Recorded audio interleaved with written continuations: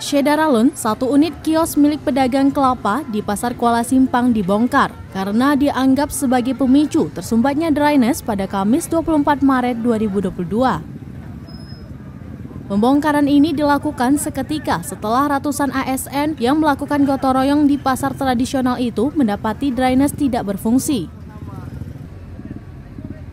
Awalnya, tim yang terlibat gotong royong mendapati aliran parit di salah satu blok tidak mengalir. Setelah ditelusuri, kondisi ini disebabkan saluran pembuangan di bagian luar pasar sudah dipenuhi sampah.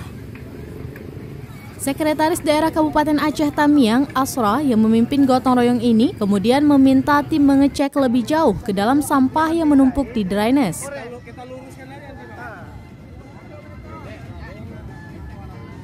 Pengecekan ini sendiri sedikit terhambat akibat adanya kios yang berdiri persis di atas parit tersebut. Menurut beberapa sumber, kios yang dipenuhi buah kelapa tersebut sebelumnya sudah sempat dibongkar ketika Wakil Bupati Aceh Tamiang, Tengku Syafuddin melakukan kunjungan ke pasar.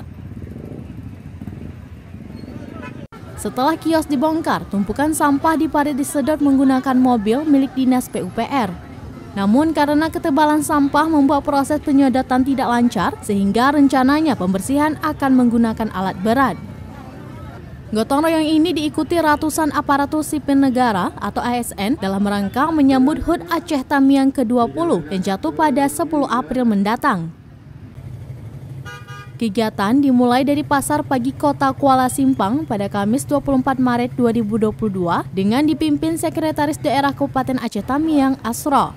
Kami minta kepada seluruh pedagang untuk menjaga kebersihan supaya apapun drainase yang kita buat, kalau tidak kesadaran dari pedagang ini tidak ada, sama sekali tidak akan teratasi masalah.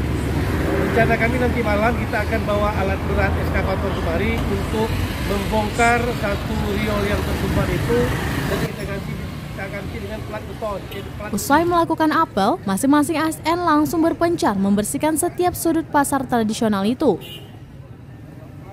Asra menjelaskan, gotong royong massal ini merupakan ide Bupati Aceh Tamiang, Mursyil, yang menginginkan semangat gotong royong kembali tumbuh. Di hari kedua, gotong royong dilakukan di masing-masing kantor SKPK.